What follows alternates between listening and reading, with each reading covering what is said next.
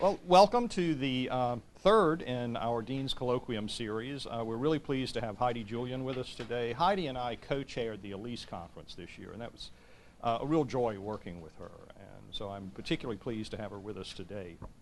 She's professor and director of the School of Library and Information Studies at the University of Alabama.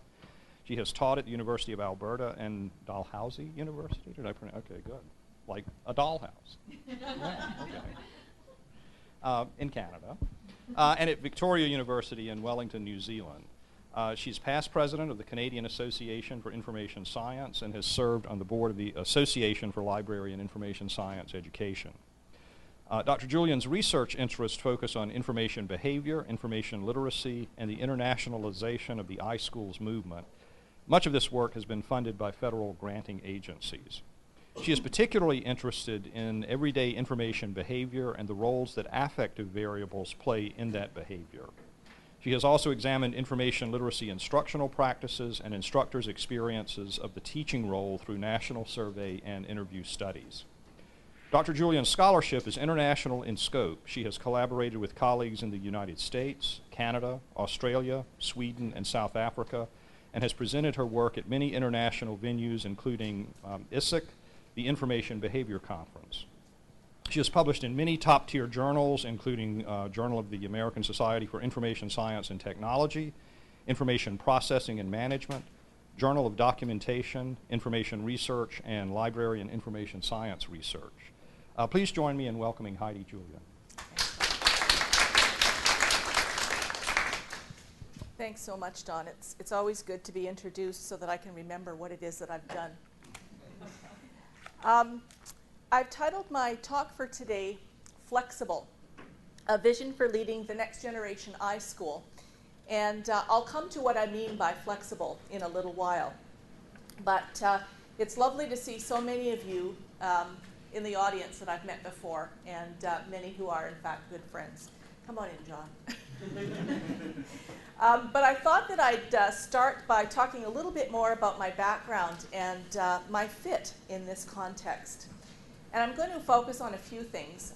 My commitment, first of all, to the people, information, technology triad in the communication context, my leadership experience and commitment, my research record with interests that are quite complementary to what's going on here, my understanding of teaching and learning, and my international experience and connections. So my leadership experiences most recently focus on my directorship at the University of Alabama. Prior to that, I was graduate coordinator at the University of Alberta School of Library and Information Studies. I am a past president of the Canadian Association for Information Science, in addition to my work with Elise on the board. On campuses, I have served in multiple leadership positions. I chaired the Campus Law Review Committee at the University of Alberta. That's the committee that focuses on policy making and legal issues on campus. I chaired the Members Advisory Committee on that campus, and that is essentially the mediation committee. I was the president of the Academic Women's Association on that campus, and I also co-chaired the Mandatory Retirement Task Force at that university. As Don mentioned, my research has been federally funded in Canada, and that funding agency is the Social Sciences and Humanities Research Council of Canada. A little bit different than IMLS because it broadly covers all disciplines in the social sciences and humanities. I have published widely. My work is cited widely, and my interests were introduced by Don, but they focus on digital literacy, and I use that term quite purposely these days, more so than information literacy, because it's frankly more fashionable. I'm interested in information behavior. I'm interested also in the internationalization of the iSchools, and this opportunity came because one of my colleagues currently, Lori Benici, has done work with Kathy Burnett in the past looking at the iSchool movement and the iField. And because of my international experiences, she thought that I'd be a good person to take a look at the ways in which this movement is being affected, being modified, if you like, by the addition of international schools. And I've also done a little bit of work on evaluation of online education. I'm comfortable with a range of research methods, both qualitative and quantitative, and enjoy collaborating with teams. So I've collaborated with folks in Australia, Canada, and South Africa, and done work in interdisciplinary ways with colleagues in business and in education. One of the important aspects of all the research that I do is that it involves students. To my mind, at least as important as anything else in any research project is the training and mentoring that happens with students who work on these projects. So I have frequently published with students, for instance, and I've frequently funded students to attend conferences. The current projects that I'm working on are, I think, too large in number for my current role. But I will say that some of them I have a more direct role in than others. So Melissa Gross and Don Latham and I have recently submitted a grant to IMLS to look at the role of librarians, both public and school librarians, in STEM education. I've talked about the internationalization of the iSchool movement project, looking at online learning modality outcomes in LIS education. I'm also involved in a project locally in Tuscaloosa that's seeking funding to look at enhanced learning engagement in public schools through a public library mobile lab, and that's in a particularly depressed part of the city. I'm also trying to get a handle on the state of digital literacy in Alabama, and also part of a project that is looking at the transition of students from the high school context to the university context and the implications for their digital literacy experiences. That has been a fascinating project. I did a large study a few years ago with a couple of colleagues in business looking at digital literacy in the business school context, and we have submitted a large grant to pick up from where we left off with that study. So we expect to hear in about a month or so about that one, and we're very hopeful. And I'm also working with a colleague in South Africa looking at information research that is focused on HIV and trying to find out the extent to which that literature considers affective variables. In terms of my background in teaching and learning, much of my interest stems from the fact that I've got a disciplinary background in education, so I have a B.Ed. Dawn talked about my previous academic positions, and just so that you're aware, my teaching focus has been in information services, digital literacy instruction, management, marketing, and research methods. Currently, I teach information literacy instruction, and I have taught in various modes. Okay, enough about me.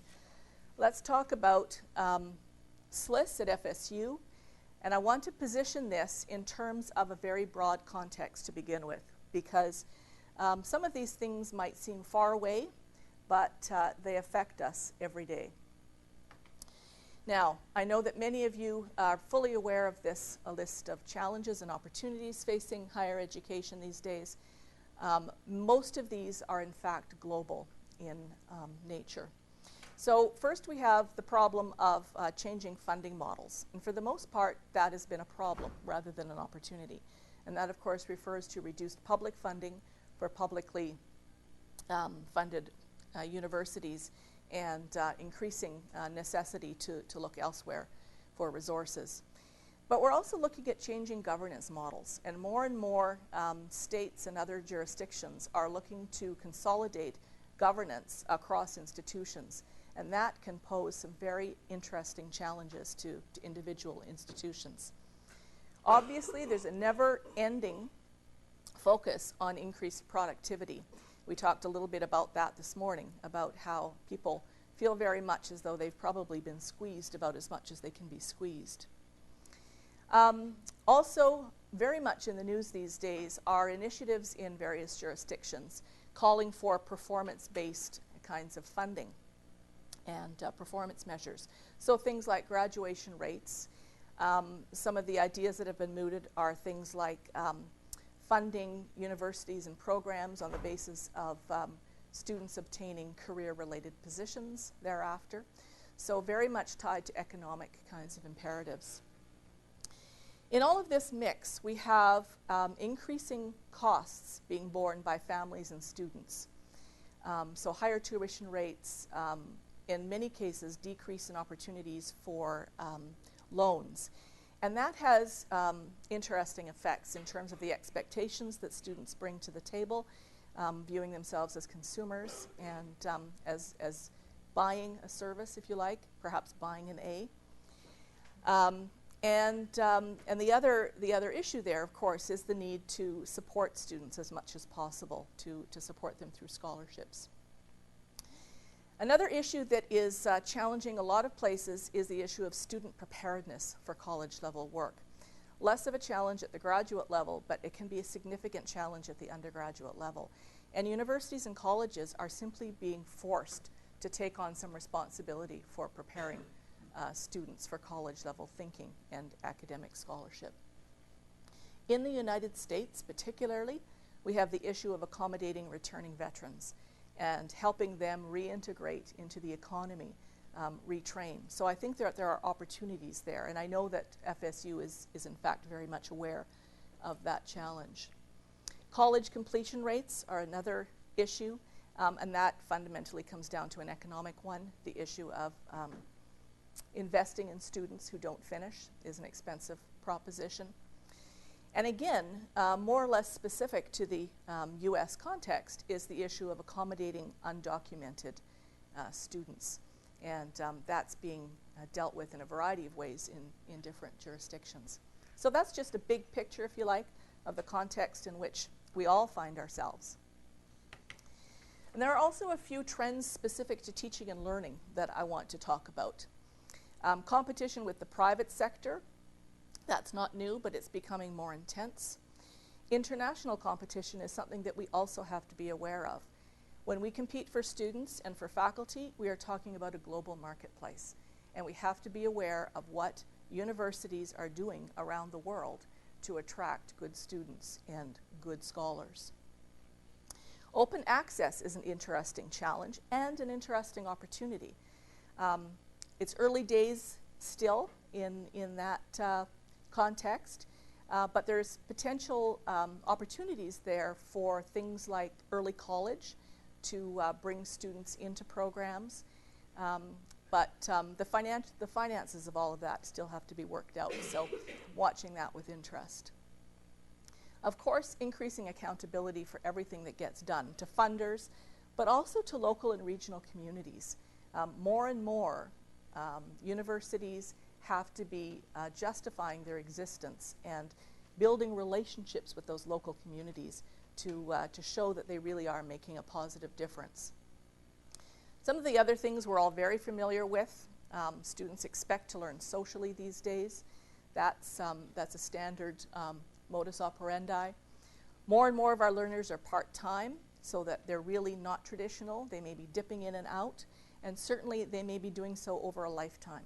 So many of the traditional programs and systems that we have set up on campuses were actually focused on the traditional full-time undergraduate learner. And we have to be very aware that most folks these days, in fact, may come to us from very different kinds of places in their lives. And of course, social media and the way that has affected everything that we do in terms of teaching and learning and marketing what we do. So we've got that large context. We've got things that are going on worldwide affecting everything that we do at the local level. What about iSchools themselves? Well, iSchools are focused on that triad: people, information, and technology. But some of the interesting features that are brought to the table in this context are transdisciplinarity, which in fact is more than multidisciplinarity. It is those opportunities that help people to step out of their disciplinary silos, not only to work together, but to truly come to work together as a team and transcend their disciplinary beginnings. We also have a very strong emphasis on research productivity in the iSchool context.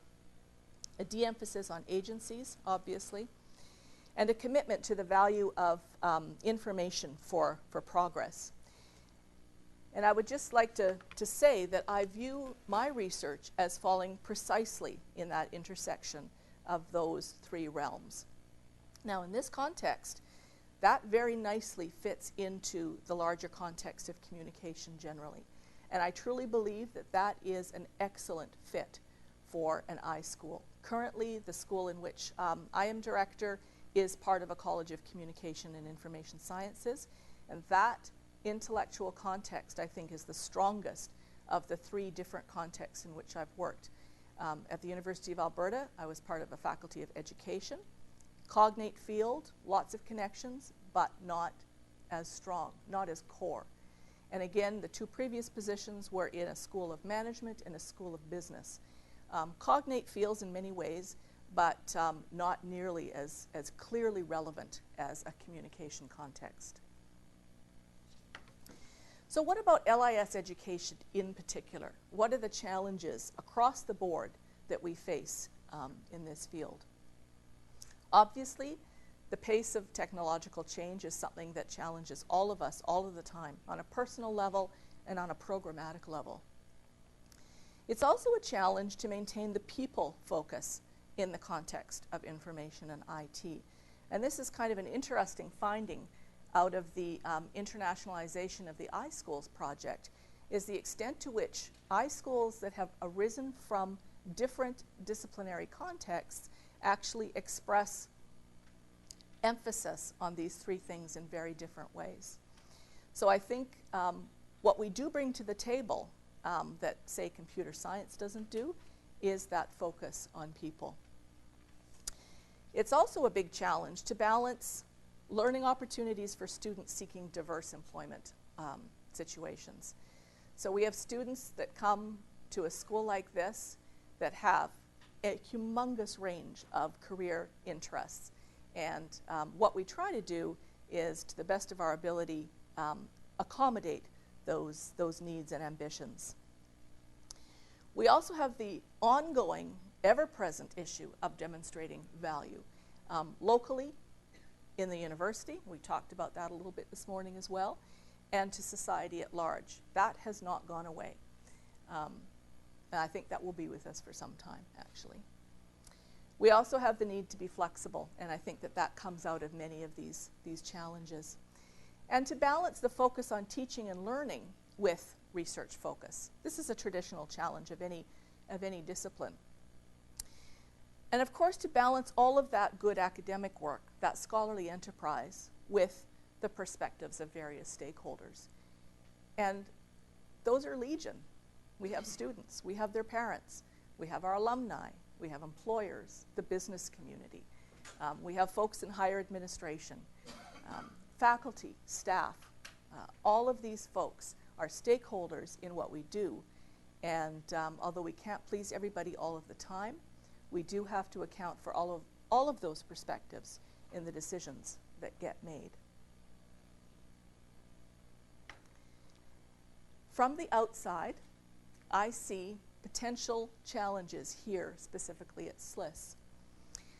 There's no doubt that it will be a challenge to balance multiple programs across 3 different levels of instruction. That is a constant challenge for any school. And of course, to balance shifts in program sizes, because those shifts are inevitable. As priorities change across the university, as career opportunities change, those shifts will have to be considered proactively and accounted for. Remaining competitive with other programs is also an ongoing challenge at all 3 levels, undergraduate, master's, and doctoral levels. And by this I mean not only competitive with other programs like the ones here, but competitive with other possible disciplinary offerings. So when an undergraduate chooses to come here for the IT degree, why is that person coming here? What is going to attract that person to this degree at this school at this time, as opposed to something else? Okay. I think it's also a challenge to ensure that teaching is informed by research. There is a great deal of terrific research being produced in this context. And I think the trick is to make sure that the teaching that gets done at all levels, right down to the undergraduate level, gets informed by that good work. That is why we work in a research-intensive university. Okay? It's not just about the research, it's about informing the learning of those students with that good work. And in terms of all those issues and challenges that I articulated earlier, the response is the tricky bit at the school level. Requires a great deal of agility. So, what are some of the ways in which we can proactively meet some of these challenges? A lot of it, in my view, has to do with positioning. And in terms of positioning, I think flexibility is the watchword of the day. We must be flexible. We must not assume that the program that was just implemented is going to be in place as is 5 years from now. That's simply not going to be the case. The times of stability in higher education are long gone. We may well get to times of stability again, but I don't see it for quite a while. We also have to be nimble pedagogically and be innovative, not only in purely creative ways, but also in importing ideas and practices that have been proven successful in other contexts. More and more, you hear talk about the flipped classroom, and we're trying that out in our context in a couple of courses. From my point of view, the flipped classroom is simply traditional good graduate education. But that's just my opinion. The other practice, which I would like to see more of in our field, is problem-based learning. And to date, my only first-hand experience with that is with a colleague at Dalhousie University, Louise Spiteri, who did a very interesting and good job with problem-based learning and wrote about it as well. But it's really not a practice that has caught on very, very well. Requires an awful lot of confidence on the part of the instructor to let students go, if you like. And of course, part of positioning is articulating uniqueness. So I'm going to come back to that in a second. I think there are opportunities for more collaborative programs within the college. I think that this is a direction that universities want all units to go, to look for those collaborations where intellectual connections can be made.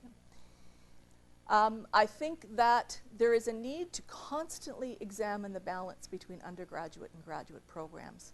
And that balance is not only about where the money comes, it's also about the intellectual context of the school and how the resources of the school are best deployed to achieve a balance that obviously changes over time.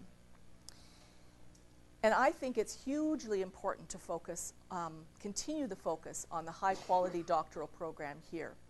This doctoral program is doing an excellent, excellent job of preparing students intellectually and for academic careers. One question I have is whether it would be possible to articulate a particular position, a particular focus or niche for the doctoral program here. And when I look at the intellectual resources on this faculty, I wonder whether a people focus is possible. Now, I'll just say I'm an outsider looking in, and that's something that would require an awful lot of discussion around a faculty table. But I think there would be value in articulating that focus. And again, it goes back to the question of how do we encourage good students to come to this program at this time? What can they get here that they can't get at Drexel or Syracuse or anywhere else?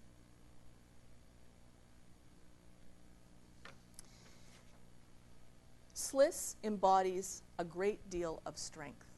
And I know people feel stretched, but I can honestly say that people are doing a tremendous job on all fronts.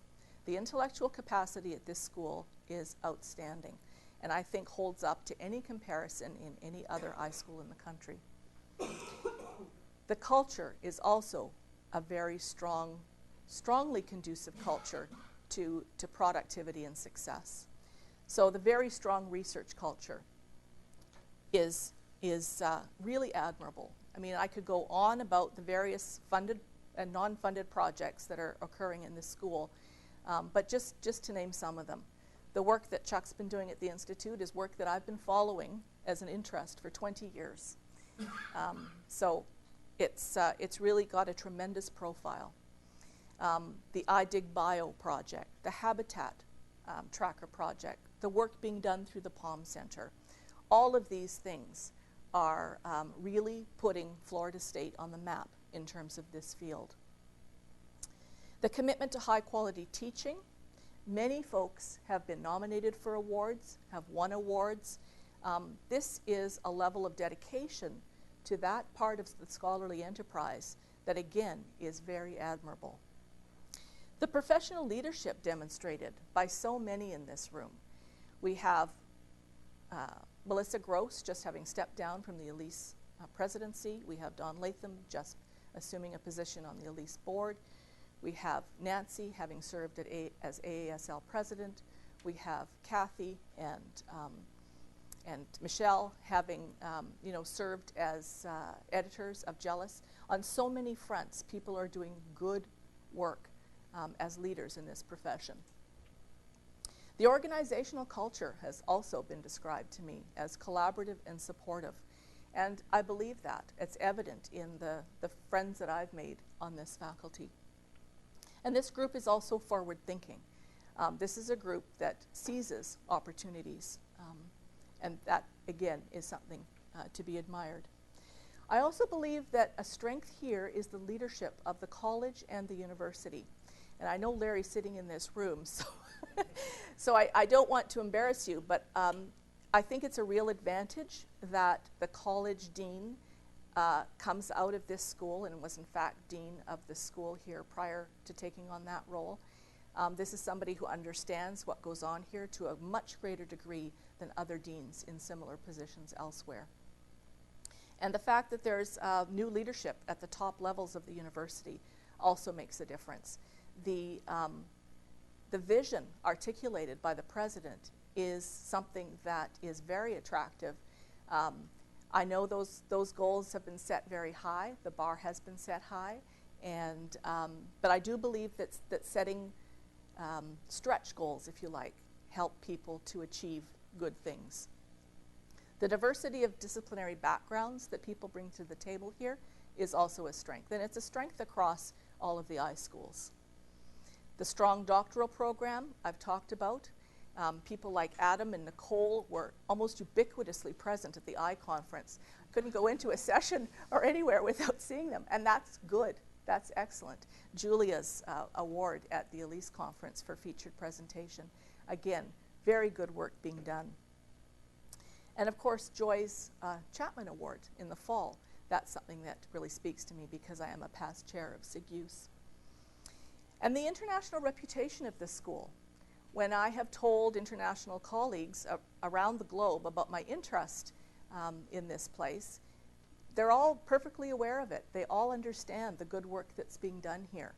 And I think that speaks well.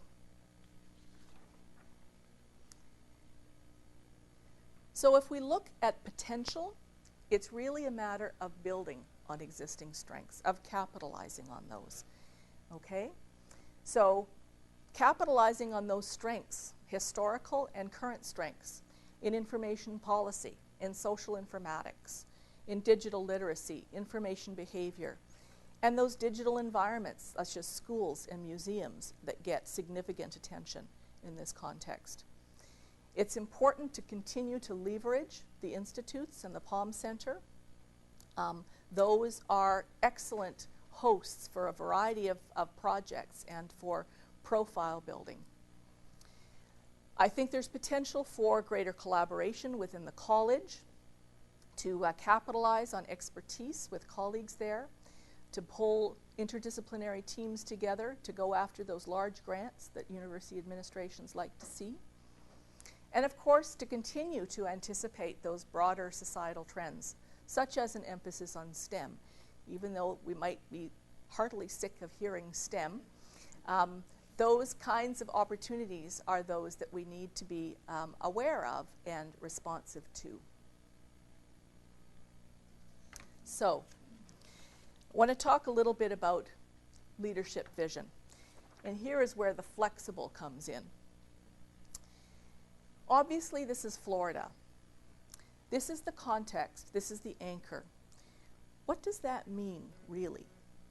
What it means is that this is Florida's iSchool. It operates in a particular political context and a particular local social context. That's the starting point for anything, is Florida. Excellence is the other piece of this puzzle. Anything that gets done needs to be done with excellence in mind. That's not something that would be newly brought to the table. That is happening now. I also believe that all institutions these days need to be thinking internationally, need to be aware of global trends, global perspectives in this field, and be responsive to those. It's no longer acceptable to think about national borders. We must be thinking internationally in terms of what happens intellectually in this field. Building relationships is also critical with those multiple stakeholders that I talked about earlier, and of course, intellectual collaborations. Live, I like that word, live.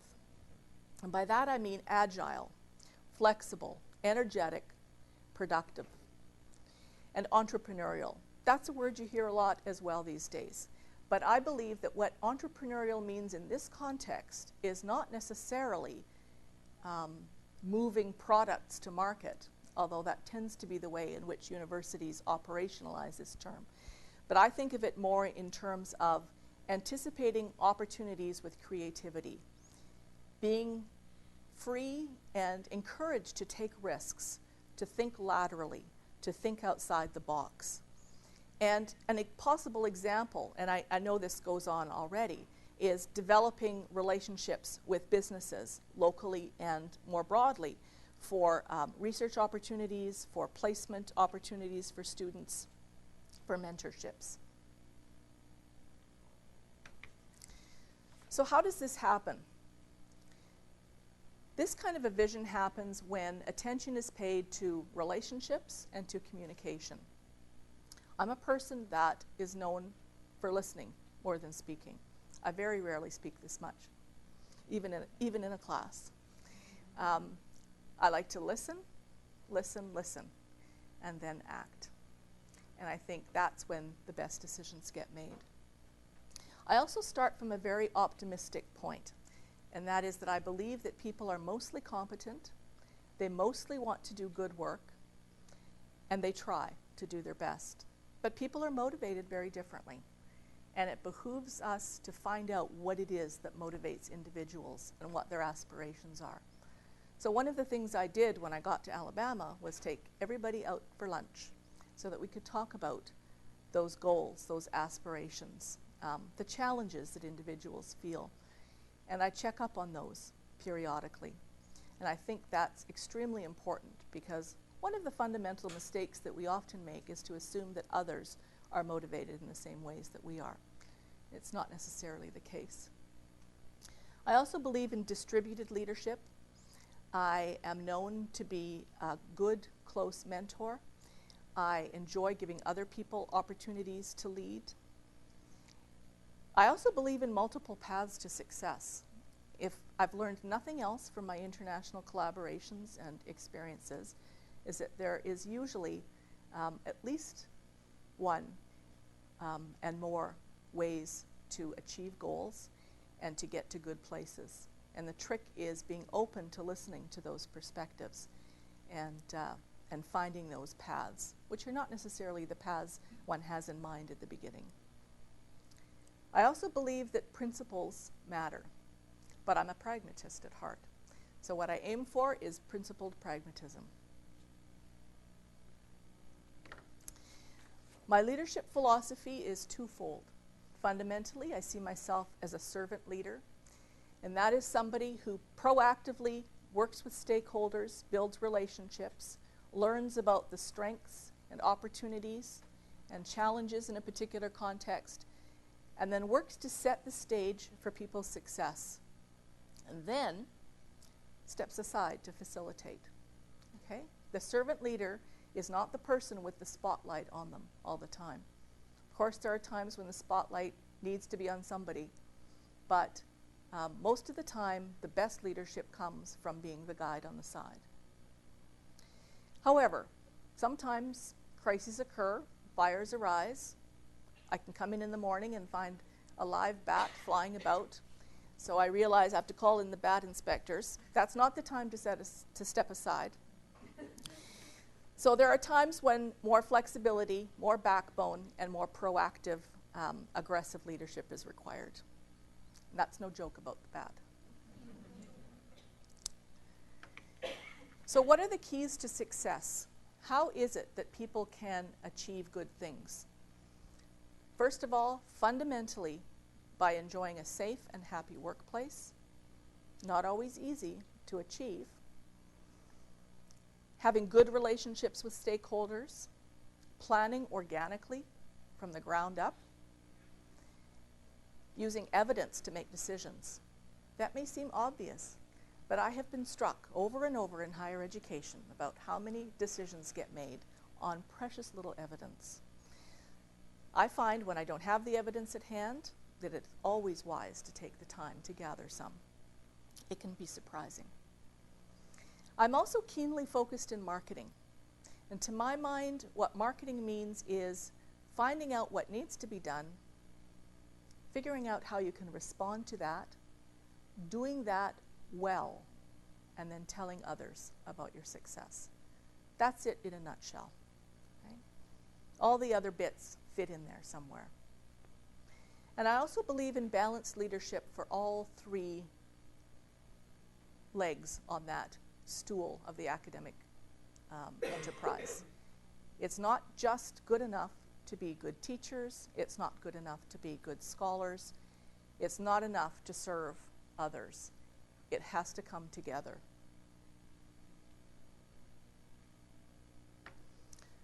What is my style? I'm fairly relational. I work well with others. Don was very kind in his comment about working with me as co-chair of the Elise Conference. I'll work with him any day of the week. Fairness and equity are very important to me. I have a strong feminist streak, and my role as president of the Academic Women's Association on the University of Alberta campus helped me to become even more aware than I had been at that point about some of the equity issues that remain in academia. I'm flexible, but I'm also decisive. I do have that backbone. I'm the oldest of 4 kids, and I think it comes naturally.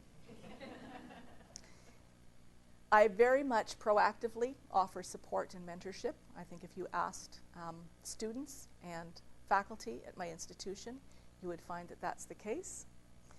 I'm also very interested in delegating. I don't want to work 200 hours a week. 100 hours is very much, thank you. But I also believe that delegating offers other people the opportunity to learn and to develop their own skills.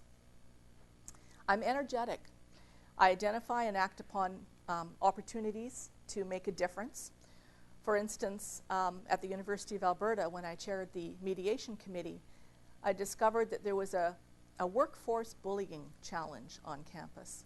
So I organized a campus response to that. I created a task force, I brought in an international speaker on the topic, and started the wheels in motion to address the root of many of the issues that were coming to the mediation table.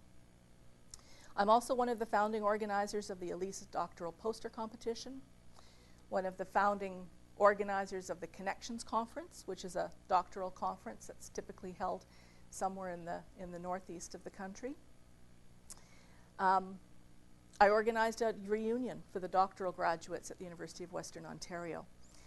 So I enjoy being a catalyst for progress, for improvement, for success.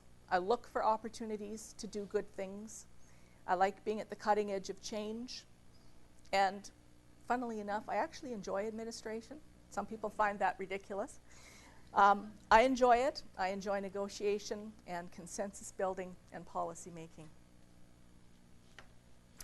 So in summary, a vision for this place is absolutely focused forward on the future, but grounded in the existing strengths of the school.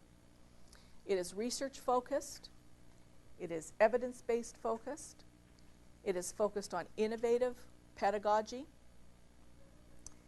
and it is focused on building strong internal and external relationships. It is also entrepreneurial in outlook and expectation, guided by diverse disciplinary perspectives, international and collaborative. So I'll come back to this flexible SLIS. This is Florida's iSchool. We aim for excellence in all that we do. We need to be international in perspective and orientation. We need to constantly focus on existing and potential relationships, building those. We need to be live. There, I got to say it again. Live, agile, energetic, and productive. And we need to be entrepreneurial. I think this school embodies the FSU motto. Strength, skill, and character, I believe, are embodied in all of the work that SLIS does. Thank you.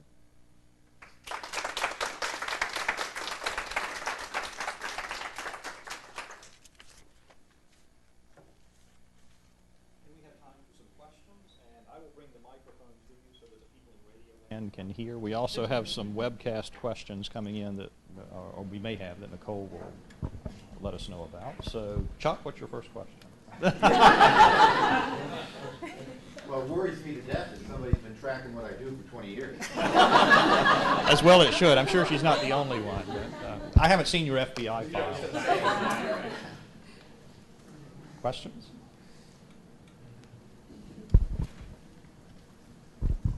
I'm interested in your international interests, and there's a number of us in this room who have been doing things on an individual basis, but we haven't had anything that I'm aware of, at least, on a coordinated basis. And do you see any direction in that way? I think there are opportunities to coordinate things. One of the initiatives that I started in Alabama immediately was to start a research colloquia series. And I brought in folks from a range of places. And frankly, they're people that I've collaborated with or worked with who are in the neighborhood, if you like. So, and I host them at my own home. So the cost to the school has been negligible. But I think that what it's done is provide some new perspectives to folks about the work that's being done elsewhere. So I think that's one thing that can bring people together. But I like the idea of study abroad programs for students as well. It's not only about faculty, but also about helping our students to have a global outlook. I think it's far too easy for our students, especially in our field, to get the sense that everybody's got broadband and everybody can play with the same kinds of toys that we can. I think it's hugely important to help them understand that most folks in the world actually don't. So I would like to see some study abroad programs to places that have not yet been explored. And I've got contacts in a range of places where those kinds of connections might be made. So off the top of my head, there's a couple of ideas. But you're quite right. There have been some very positive individual efforts on the part of folks here.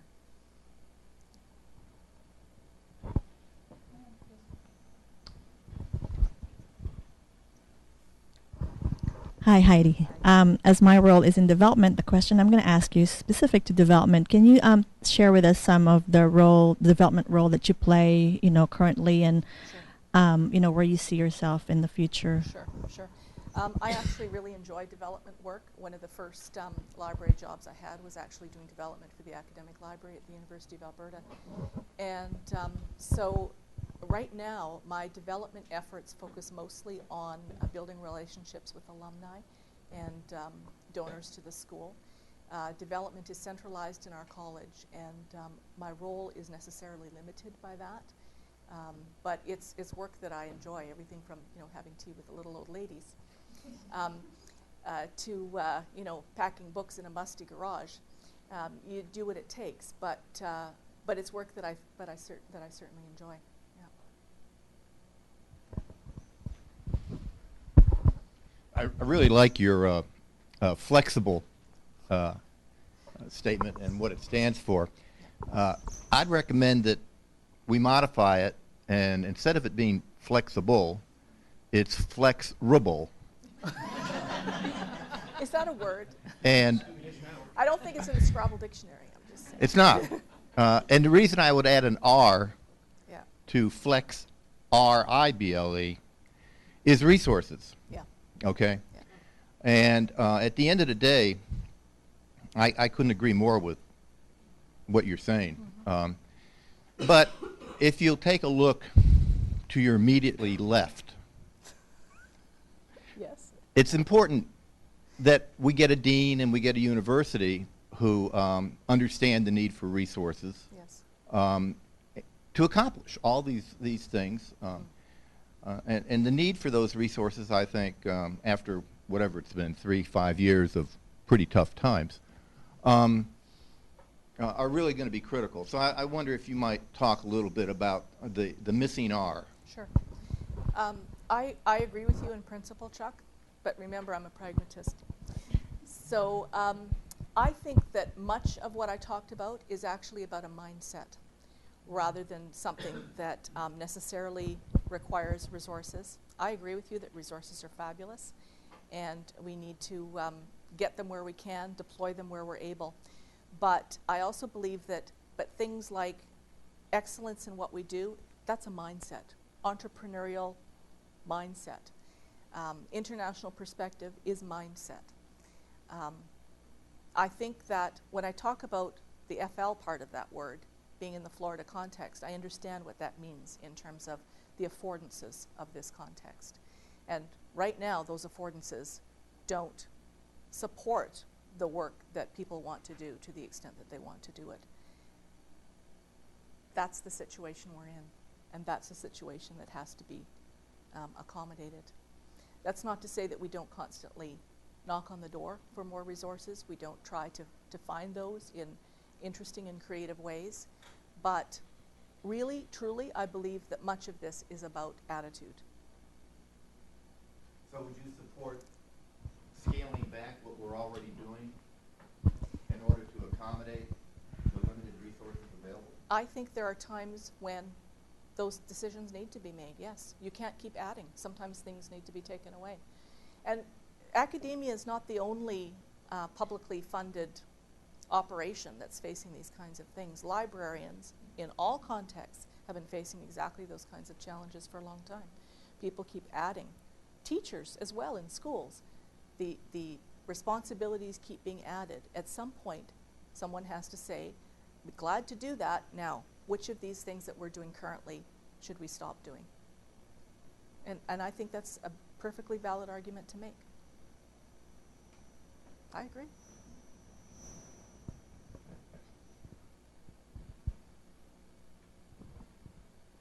Other questions?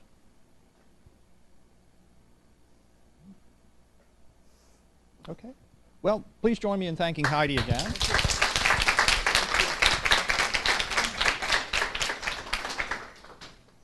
And you get to go to lunch now.